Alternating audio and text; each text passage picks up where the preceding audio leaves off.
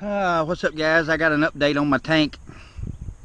I am sorry for not watching any of you guys' videos for the last couple days or commenting back or anything like that, but I have been busy non-stop. I have worked round the clock, day and night, for 2 days working on this damn tank.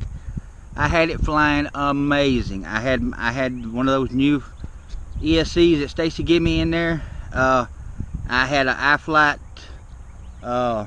Suxess EF405 flight controller in it, and it was flying better than it ever flown in its life.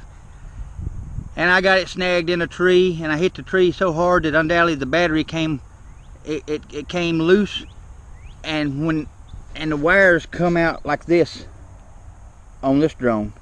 I like to run mine out the back, but I thought I'd try it this way. Well, the wires came out like this. The battery was still hooked to it, and a limb had gotten in between the wires here, and I didn't know it. And I got my long hole on that cane pole, and I was shaking and shaking, and it wouldn't come down. And finally, I just kind of snagged one of the motors with the thing and yanked it. And when I did, it yanked both power wires here off of the ESC board, because I yanked it so hard.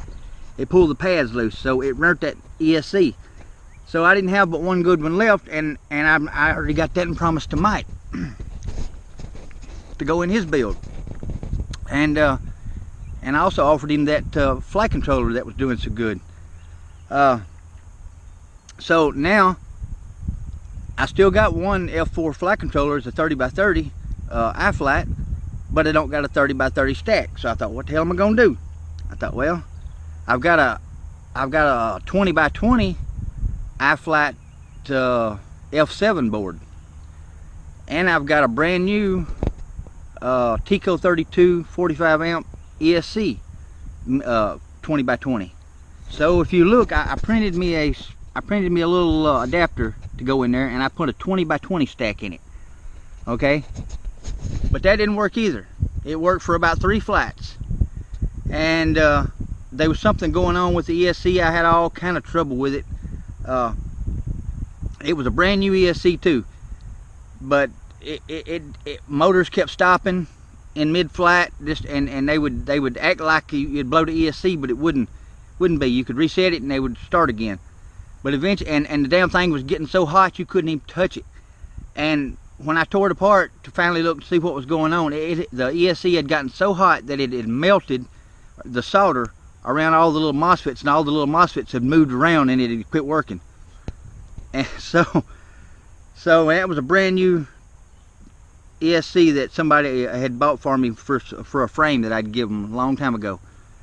I had never used. So now I ended up taking, I think it's either a 20 amp that's in it now or a 45 amp, I'm not sure, but it's an Iflight 20x20 stack that came out of my little 3-inch that I'd blowed an ESC on it. So I got one ESC on the arm here, and the rest of them's running off that 4-in-1 in there, but it's 20x20 in there now.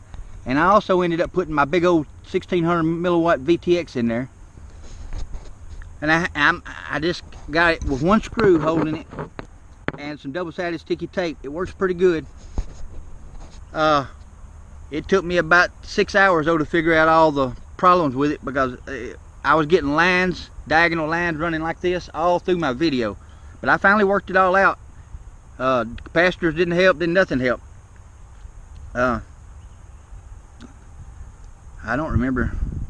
Oh, I put some shielding around all the power wires and everything, and just run it right from the battery, and then made sure I powered the camera right off the VTX, and that solved all my problems. I got crystal clear video now. So anyway, guys, that's where I'm at. I'm on about my 3rd or 4th pack out here today with this particular setup. It don't fly as good as it did when I had that Iflight flight controller and that Mamba ESC from Stacy in there. But like I say, I already had that other one promised to Mike for his build. So, but I'm pleased with it right now. I still got some tuning to do on it, because the way it flew the other day burnt me, and it don't quite fly as good now. Anyway, guys, I just wanted to catch you up.